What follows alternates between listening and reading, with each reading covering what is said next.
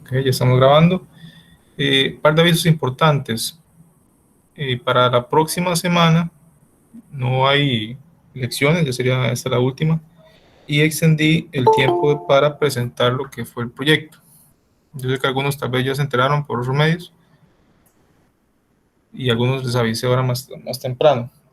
Entonces, para los que tengan que presentar, que están pendientes, habría chance hasta el próximo viernes. Eso sí, la hora límite sería en la hora de clases. Entonces, si pueden presentar antes, ahí se ponen, coordinan conmigo. La otra semana seguramente sí va a estar un poco más prensado porque ya hay varios proyectos que están terminando. Entonces, ahí se me complica un poco el tiempo en las noches, pero si no, ahí coordinamos para ver si lo adelantamos. Si no, sería hasta más tardar durante el horario de clases del próximo viernes. Recordar que el proyecto hay que presentarlo todos los integrantes y para, en ese caso, defenderlo. Lo otro es que el examen sería entonces de hoy en 15. Entonces, para que lo tengan ahí anotado, el segundo parcial de hoy en 15 días. Y entraría hasta lo que veamos hoy. Entonces, ya dicho los avisos, vamos a la clase del día de hoy.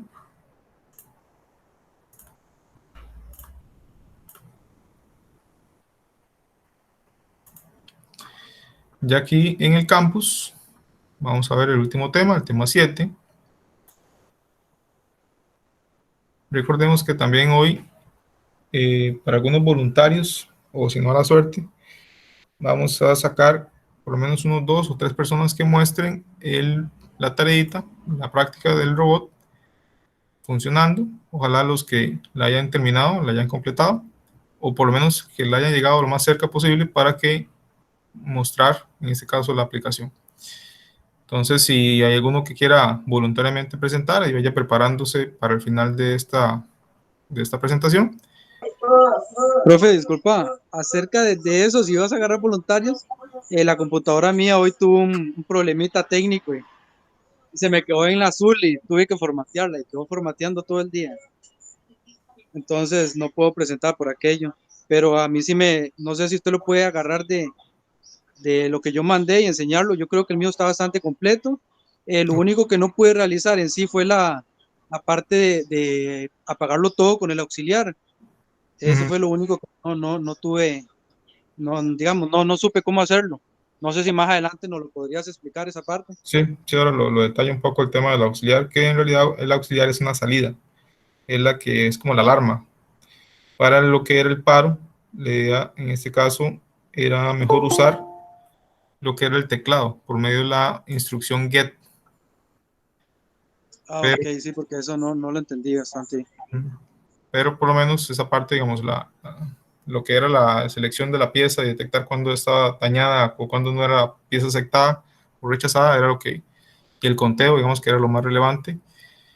Que también recuerden que en el parcial vendría algo más sencillito, tal vez, para que lo resuelvan en unas cuantas, en una hora o menos. Entonces, para que también practiquen, si no lo terminaron, para la próxima semana sí, lo ideal sería que estuviera listo para que ya estén listos para el parcial. Ok, entonces ahí los que estén de forma voluntaria vayan preparando el software para nada más presentarlo al final de esta presentación y así mostrar sus dotes de programador de robots.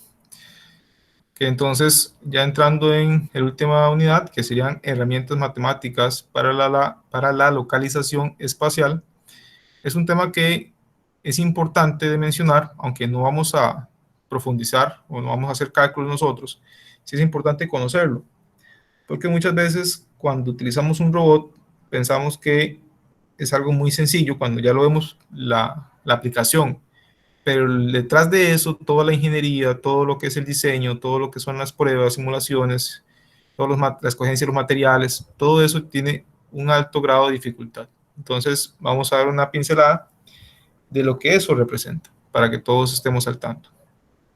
Entonces, primero con unos conceptos, ¿qué es una localización espacial? Al final, para esto ocupamos, o bien la manipulación ocupa de la localización espacial. Al final, manipular es la habilidad de manejar y tratar objetos, llámese levantarlos, moverlos, fijarlos o trabajarlos con herramientas. Pero para hacer eso requerimos un método de que nos diga o que nos dé la razón o nos dé la idea de dónde está ese objeto. Entonces, para eso ocupamos la localización. En el caso de los seres humanos, nosotros usamos la vista, el tacto, la posición del brazo para coger un objeto, pero en el caso de los robots, no tienen normalmente, los robots industriales no tienen ojos y no tienen un sentido de tacto. Entonces, ya ahí entra otra opción, que es el modelo cinemático del brazo. ¿Qué significa eso? Que el robot es muy consciente, dentro de la palabra que cabe la parte consciente, de su capacidad de movimiento, su alcance, su velocidad, y con ello puede llegar, y uno como programador, decirle que vaya a tal posición y él puede llegar a esa posición en base a su modelo cinemático. Entonces, para eso vamos a repasar el tema de las coordenadas. Primero, el sistema de coordenadas que vimos en la escuela, o en el colegio, si mal no recuerdo, fue el sistema de coordenadas cartesianas, el X, Y, Z. Normalmente empezamos con el plano XY y después le agregamos el plano tridimensional, el eje Z. Entonces, yo puedo ubicar cualquier punto en el espacio a través de las coordenadas X, Y, Z. Esto en un sistema de coordenadas cartesianas. El único detalle es que tenemos que tener un punto de origen, que es el punto de referencia, en donde el cual es el punto cero para todos los ejes, para todas las coordenadas. Si yo quiero ubicar un punto específico, tengo que dar una coordenada en X, en Y y en Z para establecer ese único punto. Entonces, eso en sistema de coordenadas cartesianas. Pero sabemos que existen otros sistemas, como es el caso de cilíndricas y es el caso de las coordenadas esféricas. Para los que ya llevaron teoría electromagnética, esto es simplemente un repaso, y si no han llevado ese curso, simplemente es un adelanto. En caso de coordenadas cilíndricas, un punto P se representa no por X, Y, Z, sino que se representa por ρ, por θ y por z, donde ρ es la coordenada radial, definida como la distancia del punto P al eje Z, y en el caso de θ o de phi, es la coordenada azimutal, definida por el ángulo que forma en el eje X la proyección del radio vector sobre el plano XY. Ahorita vamos a ver qué significa esto con un diagrama o con un dibujo que es más fácil de entenderlo. Y la coordenada Z simplemente la altura, es la misma que vimos en el plano o en los sistemas de ejes coordenados, el sistema de coordenadas cartesianas. Entonces, si lo vemos aquí en el diagrama, en el dibujo, vamos a ver que Z simplemente es la altura, aquí del eje Z, es la misma, no cambia. Rho es simplemente el radio que hay, o la distancia que hay, si viendo el punto de vista como esto, un radio, una circunferencia, y este como el origen de la circunferencia, el centro más bien, ρ simplemente va a ser la distancia que hay de aquí al punto donde queremos, en este caso, especificar. Y el ángulo phi, en este caso simplemente es el ángulo que sale desde el eje X en el plano XY. Entonces, en este caso, vemos que aquí está la sombra, que ellos le llaman ahí, en el plano XY, que sería este, y por eso simplemente el ángulo sería este de acá. Si fuéramos en el plano, pongan bien, en la recta Y, el ángulo sería 90.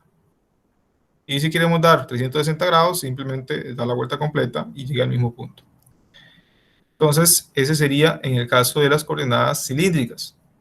Como todo sistema de coordenadas, yo puedo hacer conversiones de un sistema a otro. Entonces, para pasar de cartesianas a cilíndricas, utilizo esas ecuaciones, simplemente es trigonometría. Y igual, para encontrar el ángulo, simplemente es arco tangente de y entre x. De igual manera, para pasar de coordenadas cilíndricas a cartesianas, igual tengo estas ecuaciones aplicando trigonometría.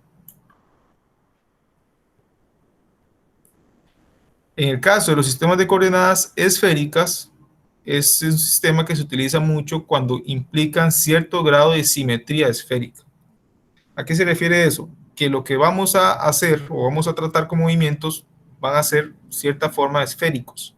En ese caso, el robot, que en ese caso el brazo articulado, tiene ciertos movimientos esféricos y también nos permite de cierta forma un poco más fácil a la hora de desplazarnos, trabajarlos en algunas ocasiones con sistemas de coordenadas esféricas.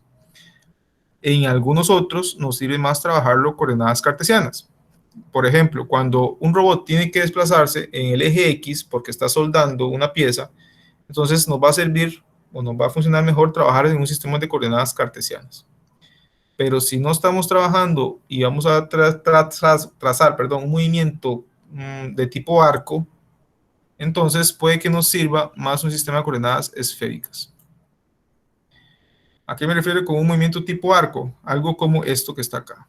Si yo quiero hacer un movimiento de ese tipo, me sirve más trabajarlo en coordenadas esféricas que en coordenadas cartesianas. Es más simple. Entonces, en el caso de las coordenadas esféricas, lo utilizamos cuando tenemos una simetría esférica y en lugar de x, y, z, lo que vamos a tener es r, que es el radio del origen al punto P, zeta, que es en este caso el ángulo entre el eje z y el vector de posición, y igual phi se mide desde el eje x al igual que en cilíndricas. Entonces, si vamos al dibujo, vamos a encontrar que el punto P, yo lo puedo especificar por el radio, que es desde el origen hasta el punto P. El ángulo es desde el eje Z hasta el vector que está definiendo este punto. Y el ángulo de acá, el phi, también es igual. Es desde el plano XY, representando esta sombra, por decirlo de esa manera, es este ángulo que se representa acá.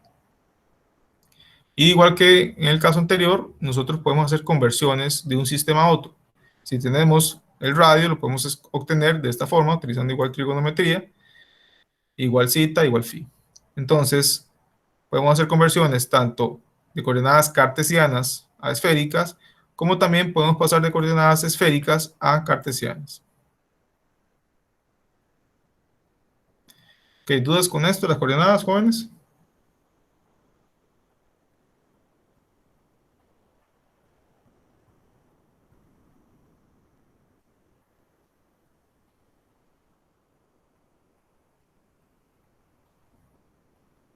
Ok, entonces vamos por otra parte. Ahora bien, ya hacia la parte que más nos interesa es el movimiento del robot. ¿Cómo es que el robot se mueve? Típicamente, los robots, como hemos hablado en este caso, el brazo articulado, tiene lo que son diferentes ejes. En este caso, tengo 6 ejes. Y aquí yo puedo ir moviéndolos de forma independiente, uno a la vez. Vean que aquí tienen diferentes botones, que en este caso estos botones van a estar en el control. Y por eso yo puedo ir moviendo únicamente el eje 4, o el eje 3, o el eje 5, o el eje 6. Pero también yo puedo especificarle al robot un movimiento final, que sería el punto final o el punto donde va a iniciar y va a empezar a hacer el trabajo.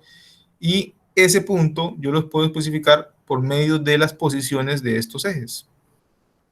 Y esa es la forma en que nosotros típicamente vamos a programar estos robots. Cuando ustedes hicieron la práctica con el simulador, ustedes también especificaron movimientos y en ese caso venía una posición del brazo, una posición del hombro, una posición de la pinza.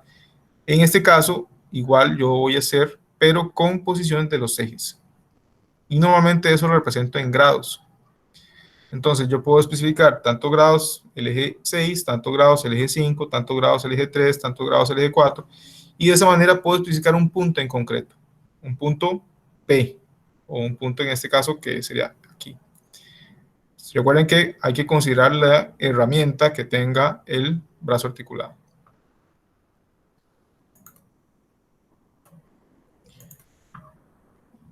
Y como siempre, en todo sistema de coordenadas, en este caso cuando utilizamos el movimiento tipo joint, que es este que se muestra acá, no existe un punto de referencia específico, pero sí existe un punto cero para cada uno de ellos. Entonces hay un punto de referencia exclusivamente para cada una de cada uno de los ejes. Cuando usamos un sistema de coordenadas cartesianas, ocupamos un sistema de referencia común para todos. Pero en este caso, lo que hace el controlador es que de acuerdo a este punto de referencia que está, de acuerdo a este punto de referencia, él ubica el punto P. Y él hace todos los cálculos para saber cuánto es el movimiento que tiene que tener cada uno de los ejes. Entonces, cuando nosotros vamos a trabajar movimientos lineales, como antes mencionaba, el caso de soldar una pieza sobre el eje, digamos que sobre el eje X, que vaya en este sentido. Entonces, nos sirve más trabajar en coordenadas cartesianas, pero si vamos a tener movimientos que van a tener cierta simetría con la parte, simetría esférica, entonces la parte cartesiana no nos va a servir tanto y podemos trabajarlo más en este tipo de movimientos. Al final, el robot lo que va a controlar es la posición de los ejes. Internamente, él hace todos los cálculos matemáticos para establecer cuál va a ser los valores finales de esos ejes, para establecer la posición en la que ustedes le están programando.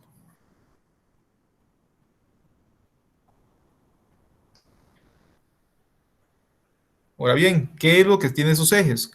Cada uno de esos ejes lo que tiene es un servomotor. Y acá les muestro un servomotor industrial, que es típicamente lo que se usan en el caso de los robots. Vean como estos que están acá externos. Y también hay unos más pequeños que son los que se usan a nivel interno, como en estas partes aquí internas que no se logran ver, pero que ahí están ubicados. Este es un servo pequeño de juguete, digamos que es para parte didáctica, que se usa mucho en algunos prototipos sencillos, pero al final es el mismo principio de que es un motorcito que tiene una retroalimentación y que controla por medio de estas señales y se controla la posición. ¿Cómo funciona típicamente? Bueno, vamos con un comando, ya sea un valor analógico o un valor digital, que va al controlador que le dice quiero que vaya a esa posición. El controlador va a realizar todos los cálculos y va a actuar sobre el motor y sobre los engranajes, que típicamente habrá colocado acá un reductor, una caja reductora, y sobre eso va a actuar el brazo. Por supuesto, voy a tener una retroalimentación de la posición del eje, aquí, entonces tengo un sensor de posición que típicamente es el resolver, que si no recuerdo fue en esta clase o en la del grupo de los miércoles que hablamos un poco del resolver, pero aquí igual se los planteo a ustedes qué es el resolver para que lo investiguen un poco. Ese sensor de posición nos da una retroalimentación al controlador que por medio de esta diferencia él va a actuar ya sea moviéndose más o devolviéndose o frenándose para alcanzar exactamente la posición deseada. En el caso de los servomotores, su principal funcionamiento es la precisión de la posición. Estos motores tienen una construcción especial, son normalmente imanes permanentes y son bastante costosos. Entonces, cuando yo voy a usar un servomotor es porque realmente requiero alta precisión en la posición del eje. Obviamente esa posición del eje se puede traducir después en la posición del brazo, porque al final, cuando tengo varios de estos motores, yo puedo establecer con varios grados de libertad diferentes posiciones y realizar diferentes trabajos. Entonces, eso es lo que es un servomotor. ¿Alguna duda con esto, jóvenes? ¿O hasta acá?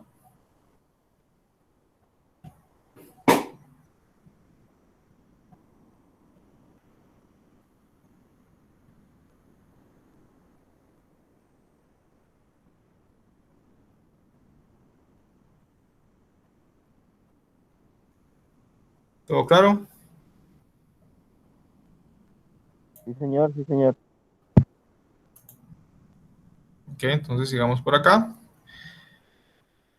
Ahora bien, ¿qué pasa con la dinámica del robot? Al final, yo veo este elemento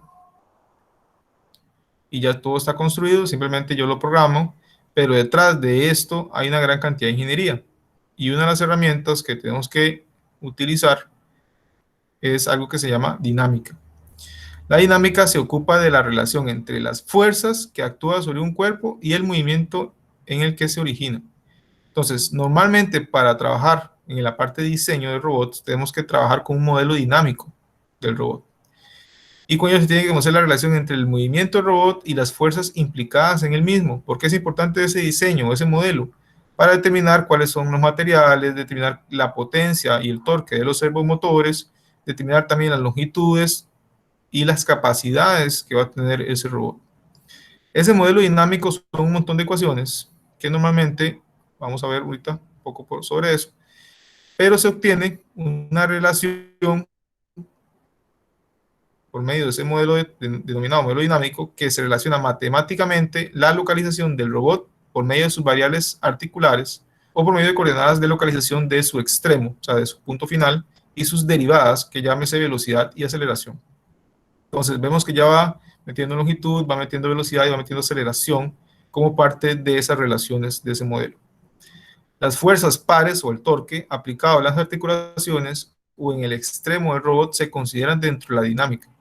Los parámetros dimensionales, como es el caso de las longitudes, la masa, las inercias, también se consideran en ese modelo. Entonces, la obtención de este modelo para mecanismos de 1 o 2 grados no es tan compleja, pero cuando empezamos a aumentar los grados de libertad, se vuelve un modelo muy complicado. Entonces ya hacerlo, como se dice popularmente, a pie, no nos resulta algo fácil, no es sencillo, sino que vamos a tener que utilizar ya métodos numéricos, utilizar la computadora para facilitarnos ese análisis.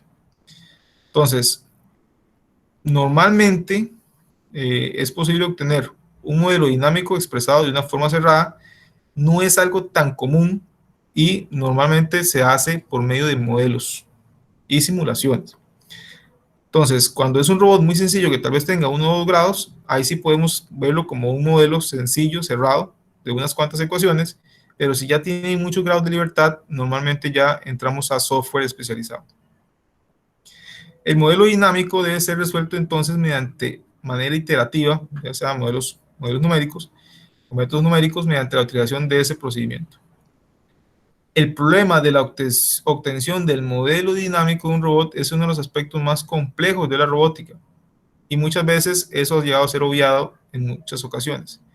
Y lo hacemos nosotros vemos los robots, tal vez vemos los videos de estos robots funcionando y omitimos la parte de ingeniería, la parte de física que llevó ese diseño de ese robot. Pero el modelo dinámico es imprescindible. Sin ese modelo dinámico nosotros no podemos saber la forma en que va a actuar el robot, no podemos evaluar el diseño, la estructura mecánica, no podemos saber cuáles son los dimensionamientos o los tamaños de los servomotores y también no nos permite evaluar ese modelo de ese robot a futuro, sino tenemos que construirlo y ver si funciona o no funciona. Entonces eso no es práctico. Lo ideal es que por medio del modelo podamos simularlo con programas de computadora y ver si realmente va a funcionar, va a tener las capacidades que se requiere para lo que fue diseñado. Entonces, el modelo dinámico es algo que sí o sí se tiene que obtener a la hora de diseñar un robot para saber si va a cumplir o no con sus capacidades, entre otras opciones, entre otras cosas. Ok. Algo importante que se considera también en la parte del diseño de robots es la cinemática del movimiento. Una estrategia de control muy común es calcular el cambio de las variables de la articulación para alcanzar un punto final. ¿Qué significa todo eso? Eso significa que si el brazo tiene que llegar a este punto, por dar un ejemplo, entonces él va a calcular cuánto tiene que moverse de esta unión, este eje, cuánto este, cuánto este, cuánto este y cuánto este. Dice, ok, este digamos que tiene que moverse 60 grados, este 30, este 20, este 15 y este digamos que 2. Entonces, él va a ajustar la velocidad en la que se mueven los servomotores para que todos lleguen al punto final al mismo tiempo. ¿Eso qué significa? Que todos van a parar exactamente al mismo tiempo. Aunque uno tenga que moverse solo 2 grados y el otro 60 grados, él va a ajustar la velocidad de tal forma en que sea un movimiento continuo, un movimiento natural. Si nosotros no hiciéramos eso y movemos un eje a la vez, se va a ver un movimiento muy mecanizado. Y eso es lo que a veces en robots muy viejos podemos encontrar. ¿Por qué? Porque es mucho más fácil un control en donde yo muevo un eje a la vez y no muevo todos y calculo esas velocidades en las que tiene que llegar cada uno. Entonces, esa es una típica aplicación, una típica forma en la que se trabaja por los brazos articulados. ¿Cómo es el estudio de la cinemática de un robot? Bueno, hay varias formas, entre esas está la cinemática del robot, ya es igual descripción analítica del movimiento. Está también el problema cinemático directo, que es muy similar al anterior. El inverso, que es prácticamente yendo de atrás hacia adelante, o de adelante hacia atrás más bien. Y está un modelo diferencial que se llama matriz jacobiana, que esa es la que vamos a mencionar un poco más, que es una relación, es una matriz entre las velocidades del movimiento de las articulaciones y las del extremo del robot. Entonces, ese modelo diferencial típicamente vamos a encontrarlo como una matriz como esta que está acá. y esta es una operación de matrices. Si ustedes ya llevaron el curso de operaciones de matrices, o me parece que se ve en un curso de cálculo, lo que son operaciones de matrices, saben que esto no es algo sencillo de resolver, y típicamente vamos a tratar de hacerlo con métodos numéricos o por medio de la computadora. Este simplemente es para un robot de 6 articulaciones. Entonces es la jacobiana, le llaman la jacobiana, para un manipulador de 6 articulaciones. Y aquí encontramos un montón de derivadas de, en este caso, las posiciones y también de otras variables del manipulador. Oye, permiso, ¿Sí? en ese caso, eso que usted nos está enseñando, eso es realizado ahora por un operador, en este caso una persona, o por una máquina ahora, digamos, eso o ya no se hace en el sí robots con ese tipo de manuales, o de esa manera. Digamos que para robots muy sencillos y para forma didáctica, uno podría hacerlo para 1 o 2 grados de libertad. Ya cuando son este tipo de casos, normalmente se usa software especializado para diseño. Si alguno ha tenido la oportunidad de ver, por ejemplo, pueden buscar ahí en internet a Inventor, pueden buscar ahí el software Inventor, y son software ya especializado que utilizan métodos numéricos para calcular todo ese tipo de cosas, como por ejemplo el torque requerido, para calcular, por ejemplo, lo que son las potencias de los motores. No Inventor, pero por lo menos es un ejemplo de un software similar. Entonces, ya esto normalmente lo hace un programa, porque no es práctico que ya pase una persona haciendo todos estos cálculos, además de que hay altas posibilidades de error.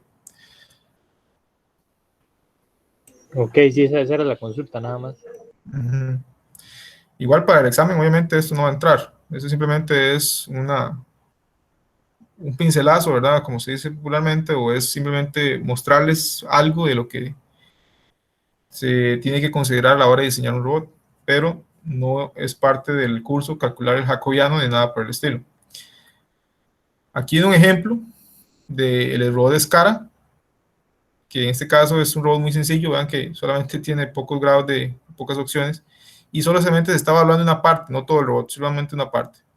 Entonces aquí vemos el jacobiano, o la jacobiana específicamente, y en este caso sí puedo utilizarlo o puedo resolverla, porque es relativamente, tal vez no tan fácil, pero sí no es tan complicada resolver esta en comparación con esta de acá.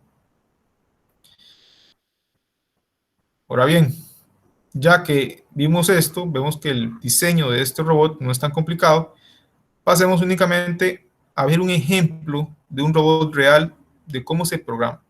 En este caso es un robot real de la marca Fanuc, y es el que tienen en Robotics y CNC, así se llama el laboratorio que tiene Caprice en antiguo Molcariari, donde ahí tienen los famosos robots de Fanuc.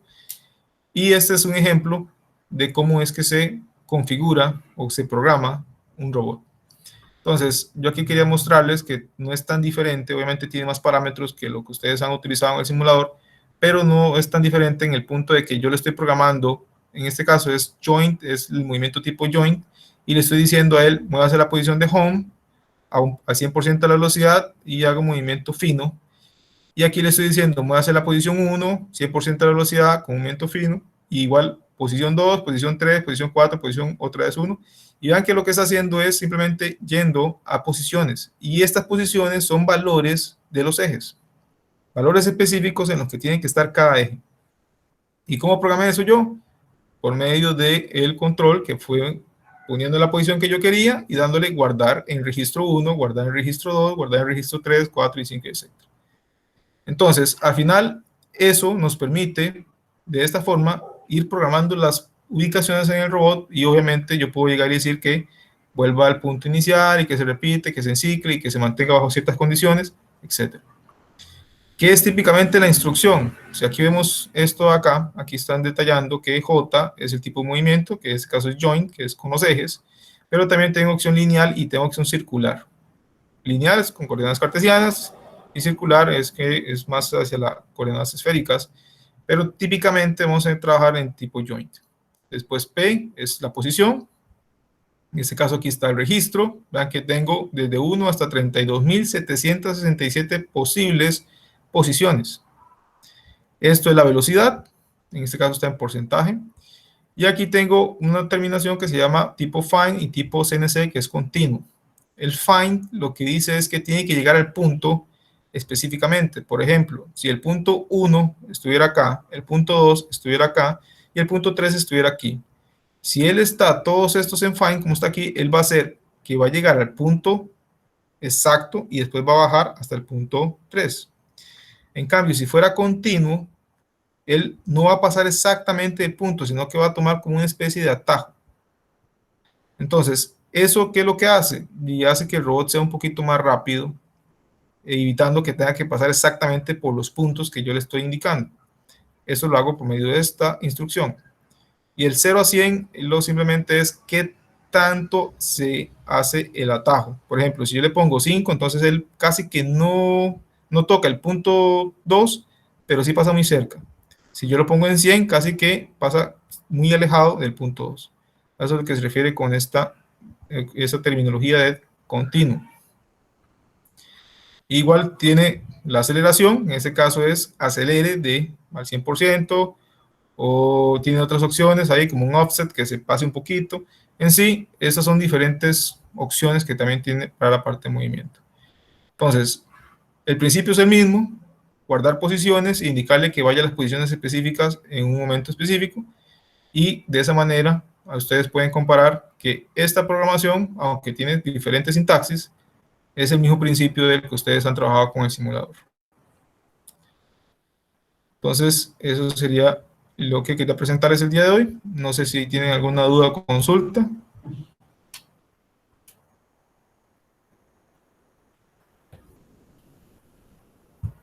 Esto no, profe, pero lo mismo que le había preguntado al compañero de bueno, en mi caso, cómo hacer el conteo y cómo hacer para funcionar el auxiliar. Yo pensé lo de las teclas que usted decía, porque ahí en la instrucción dice Ok, escoger la tecla del teclado, pero como usted pidió el auxiliar, entonces ahí fue donde no lo hice así con las teclas. sí. Ahí para aclarar un poco eso, el auxiliar es un actuador.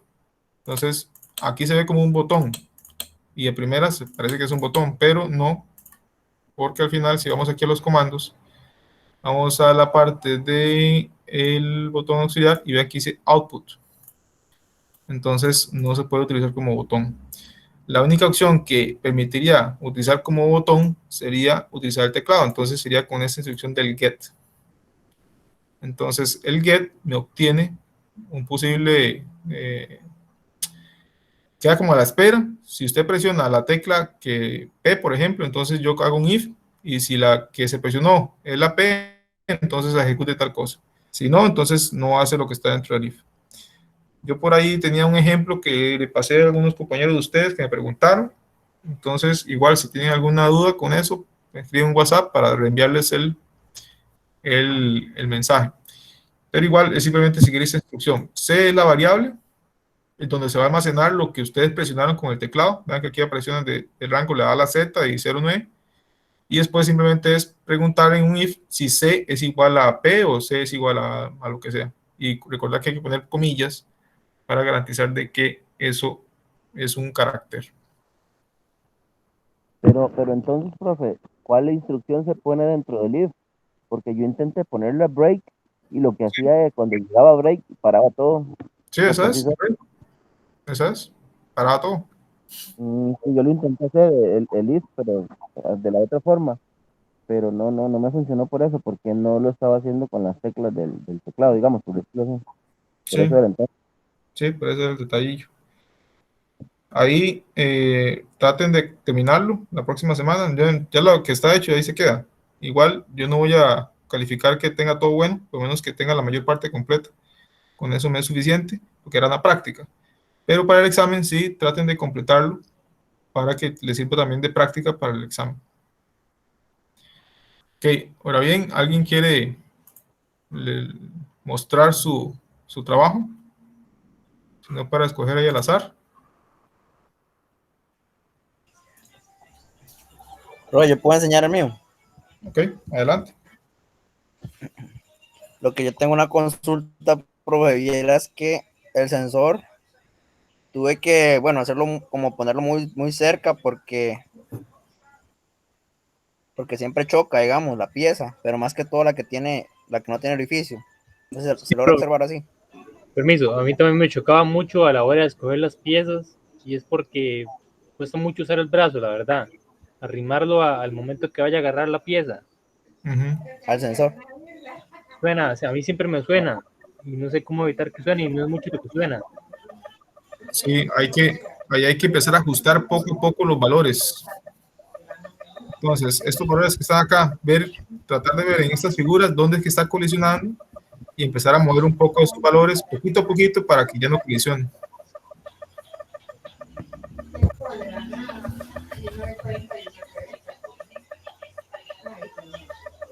Profe, disculpa, no sé si usted puede presentar el mío ahí.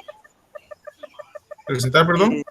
No sé si usted podría presentar el mío, no sé si le puedo mandar el programa por WhatsApp directamente. Ok, también pasarlo. O lo puede ver directamente del campus, que ya lo había enviado también. Envíe el campo del programa, la hoja del programa, como el programa ya hecho ya comparado. Pero solo choca la que no tiene, digamos, la pieza. La de orificio no choca.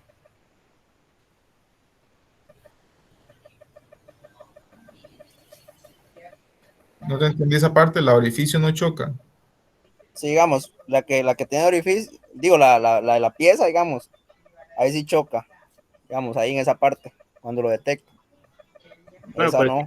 ahí tiene que guardar otro comando y alzarlo. Bueno, alzarlo y luego guardar el comando para que luego siga el cursor. Yo veo que usted lo tiene como que muy abajo. Oh, Yo todos Sí, los pasé por encima de los de las máquinas. Digamos, yo alcé el codo hasta arriba, arriba, arriba en todos los procesos.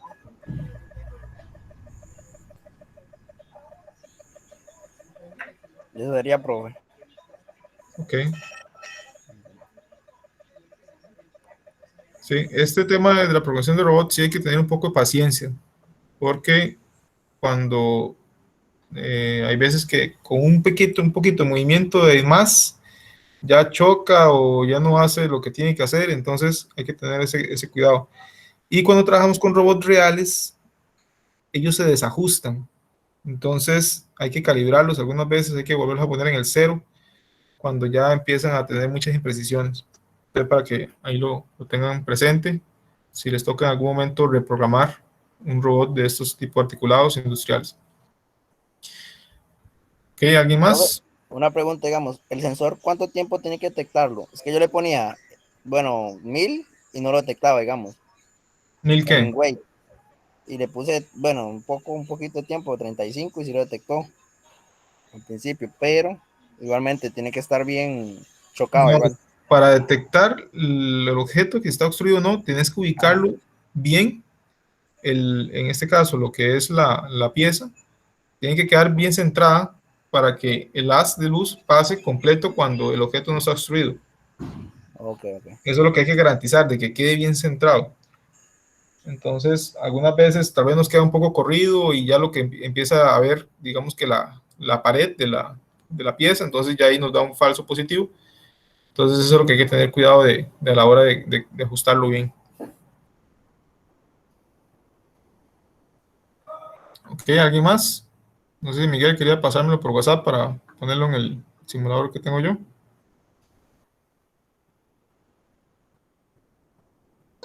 Sí, profe, ya se lo mando, o no sé si lo puede descargar directamente de ahí el campus. Vamos a ver. No, mejor pasámelo por WhatsApp, más fácil. Hacerlo más rápido. O alguien más, de momento, mientras preparo mi robot.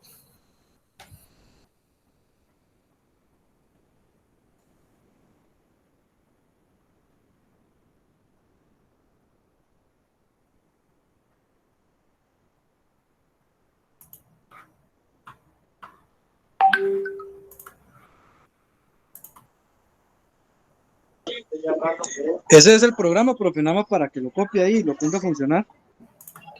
Ok, vamos a ver. Está grande. Sí, hay una parte que ahí, digamos, es que yo lo que hice fue como hacer un copy-paste del primer programa que hice, digamos. Yo desarrollé la primera parte para que se me moviera exacto, que no pegara con nada, donde para que la barra también, digamos, si está obstruida, se copiara así, ¿verdad? Entonces lo que hice fue como un copia de programa en 4 partes. Entonces a lo último, para que se haga cíclicamente, uno le agrega creo que era el bell, algo así era que se agregaba al principio y al último se agregaba el otro comando, pero yo se lo quité, digamos, lo vi innecesario ahí como para, Sí, el como para label. ponerlo cíclicamente, ya que eran 4 objetos nada más. Y Ujú. no sé, en la última parte también hay un comando que se me olvidó borrar, que era el del auxiliar, que yo estuve probando ahí poco a poco a ver si me servía y no supe cómo así hacerlo. Ujú. Que vamos a probar este, Ash.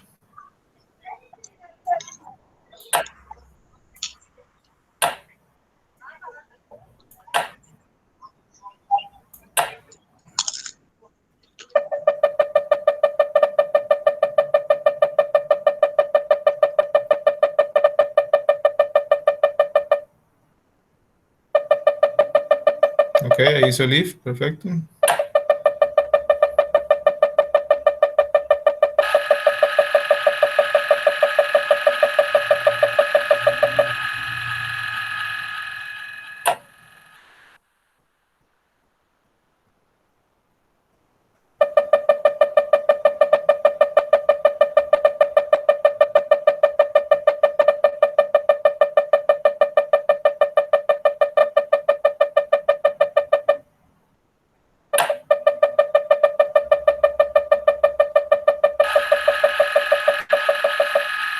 Ahí por aquello, jóvenes, es importante tratar de minimizar los tiempos muertos. Tratar de que el robot esté la mayor parte del tiempo moviéndose.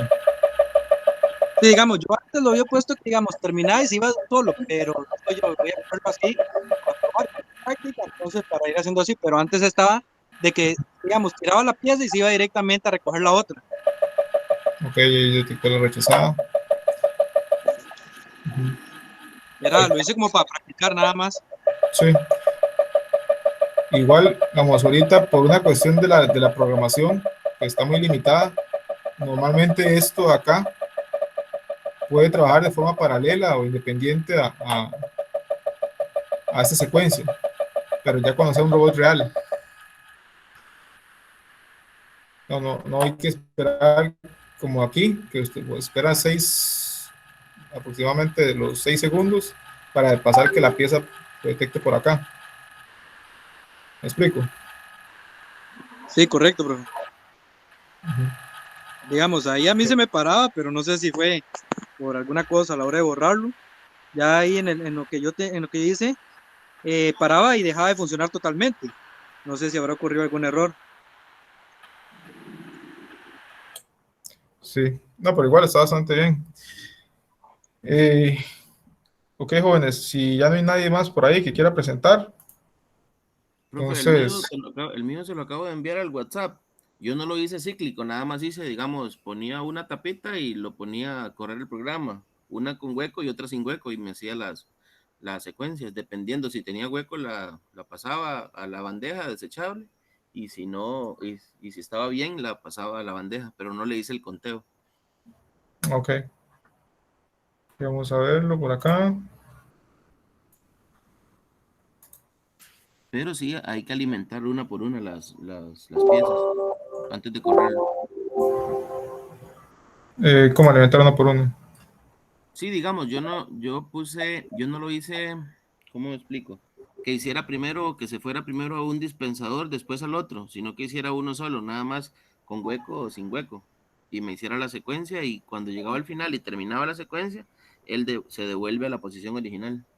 Ok, no le pusiste el if para detectar si está obstruida o no la pieza. Sí, correcto. En el momento, yo, digamos, en el dispensador uno, nada más utilicé yo pongo una pieza con hueco. Si tiene hueco, hace una secuencia. Si no tiene hueco, hace otra secuencia. Si tiene la condicional. Ok, está bien. Ahí ahí veo que pusiste el save position y el get position. Sí, ¿Eso correcto. para qué es? Eso era para guardar la posición inicial, para Ajá. volver ahí cuando terminara la secuencia. Ah, ok, ya te entendí. Ok. Y vamos a ver, presentar.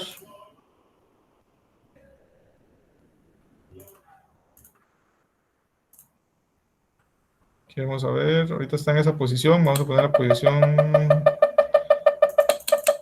digamos que esté ahí para que vuelva a esa posición.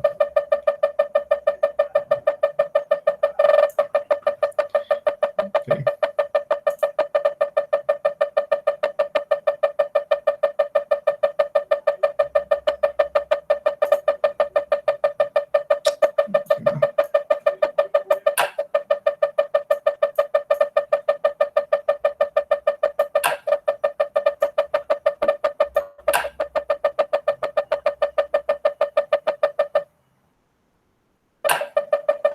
Okay. ¿Esa por qué la puso ahí?